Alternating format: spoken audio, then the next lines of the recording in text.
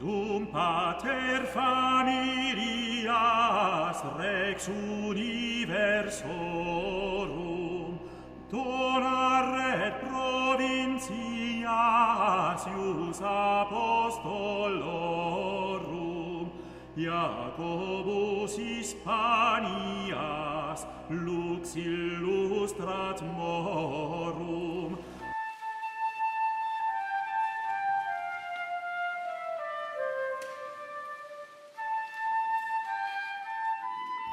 Il marche, il marche, il marche.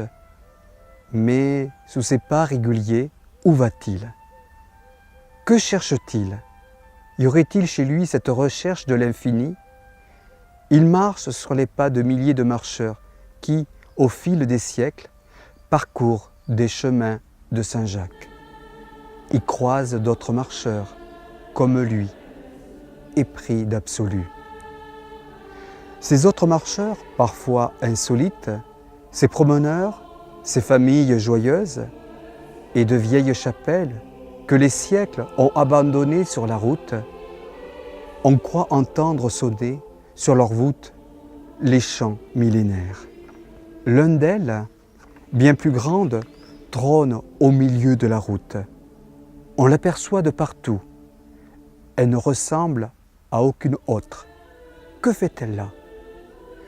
On ne s'entend pas à la trouver ici. On dirait qu'elle vient de loin, de très loin, d'Extrême-Orient, comme si des croisés l'avaient rapportée dans leur bagage. Ces coupoles, ces murs épais, ces colonnes puissantes nous rappellent à la fois les temples romains et les églises byzantines. Quelle magnificence s'offre à nos yeux quand nous croisons son regard. Elle semble installée ici depuis l'éternité, sage, raisonnable au milieu de la vallée. Comment est-elle arrivée là?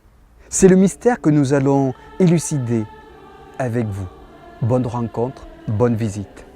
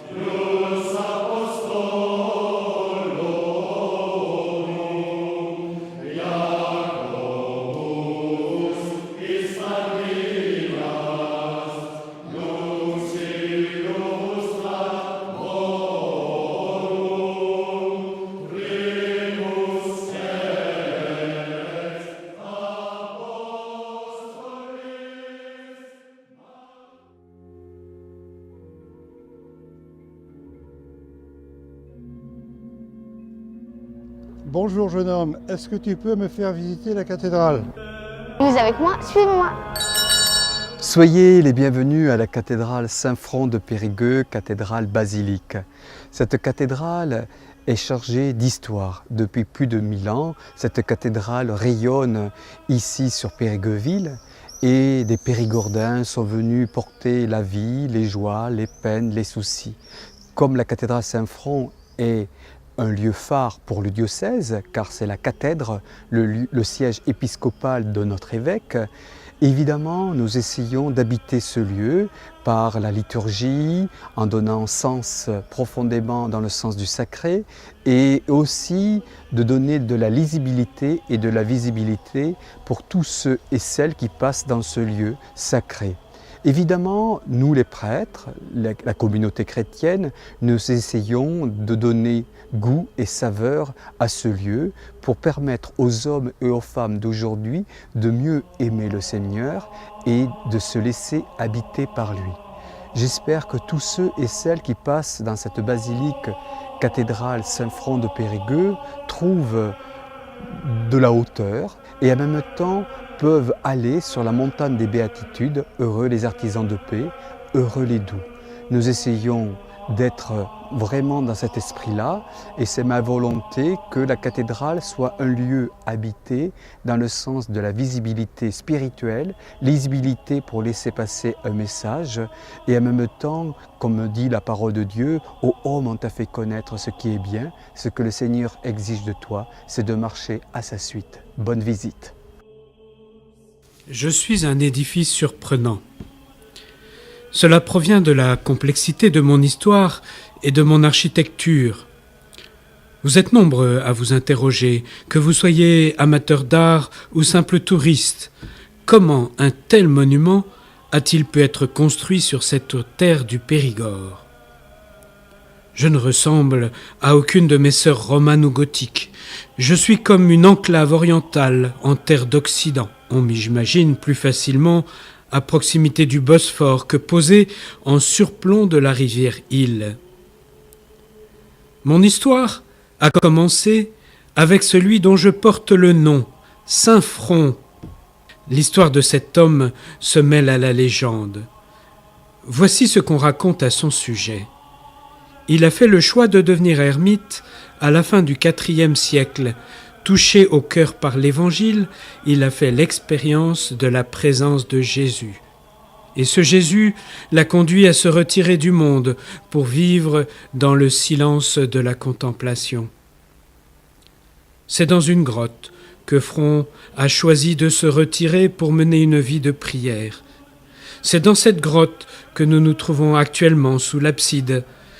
Dans cette grotte, Front a achevé son chemin sur la terre et il a été inhumé à proximité. On attribue à Saint Front l'introduction du christianisme en terre du Périgord. La légende l'a fait naître beaucoup plus tôt que son histoire avérée, pour mieux le relier aux apôtres de Jésus. On raconte qu'il a rencontré l'apôtre Pierre, dont il aurait reçu la mission d'évangéliser le Périgord. C'est ainsi qu'on le voit sur les vitraux. En particulier, on le représente pourchassant le paganisme assimilé à Satan. Il combattit ainsi les vieilles idoles latines comme celle du temple de Vésone. Quelques mots sur mon histoire. Au VIe siècle, l'évêque Chronope voit l'affluence des pèlerins qui viennent se recueillir sur la tombe de Saint Front. Il fait alors édifier une église sur la colline où a été inhumé Saint Front. Cette colline porte dès lors le nom de Puy Saint Front. Elle va être détruite par les Normands en 732. En 976, le roi de France, Hugues Capet, envoie l'évêque Frotter de Gourdon à Périgueux. Ce dernier va faire édifier une église sur les fondations de la précédente église pour abriter le tombeau de Saint Front autour de celui qui était reconnu comme un saint et par l'intercession duquel on venait demander à Dieu des guérisons et des miracles de tous ordres. Très vite, un monastère va naître, d'abord bénédictin, puis confié à des chanoines réguliers de Saint-Augustin. Malheureusement, en 1120, du temps de l'évêque Guillaume d'Aubroche, un incendie ravage le bourg, l'église et une partie de l'abbaye. Les archéologues et les historiens de l'art m'appellent dorénavant la vieille église, car au XIIe siècle, on va reconstruire un nouvel édifice sous forme d'une église à coupole. Aujourd'hui, on parle de la cathédrale Saint-Front, mais lors de ma construction, j'étais une simple église de pèlerinage pour accueillir les pèlerins de plus en plus nombreux qui se rendaient à Saint-Jacques-de-Compostelle et qui voulaient s'arrêter ici même pour vénérer le tombeau de Saint-Front. Je ne suis devenu cathédrale qu'en 1669, après la destruction partielle de la vénérable cathédrale Saint-Étienne par les Huguenots en 1551 et en 1575. Ils ne purent me détruire et se contentèrent de me piller et de détruire le tombeau et les reliques de Saint Front. Dans les années qui suivirent la Révolution, ma couverture n'était pas imperméable. Il fallut donc couvrir mes coupoles d'une toiture traditionnelle, comme l'indiquent les photos de l'époque. Enfin, de 1852 à 1895, je fus reconstruite par Abadie qui respecta le plan en croix grecque de l'église qui avait été édifiée au XIIe siècle. Quelques mots maintenant de mon architecture. Nous voici donc dans ma nef occidentale. C'est là que nous entrons dans la complexité de mon architecture. Il fut décidé à l'époque de construire une église plus vaste, mais sans pour autant détruire ce qui était devenu la vieille église. Il fallut quand même en détruire le chevet pour que le cœur de la vieille église soit commun à la nouvelle église, puisque c'est là que se trouvait le tombeau de Saint-Front, ce qui est aujourd'hui ma nef occidentale. Ma construction fut inspirée de l'église des Saints Apôtres à Constantinople et non pas de Saint-Marc de Venise qui fut édifiée après moi. 5 nefs disposées en croix grecque et recouvertes de 5 coupoles reposent sur 12 piliers carrés. Le chœur est un carré.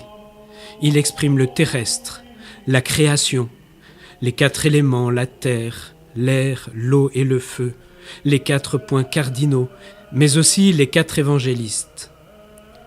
Le cercle représente le monde spirituel, le ciel, l'éternité.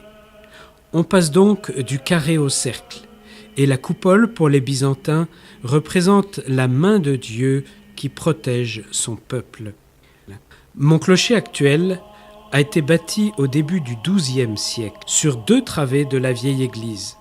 Sa hauteur est de 62 mètres, avec une assise rectangulaire qui passe ensuite au carré, avec 3 étages, et le dernier plan est circulaire avec 42 colonnettes sur lequel repose un dôme conique avec un ange du XIXe siècle.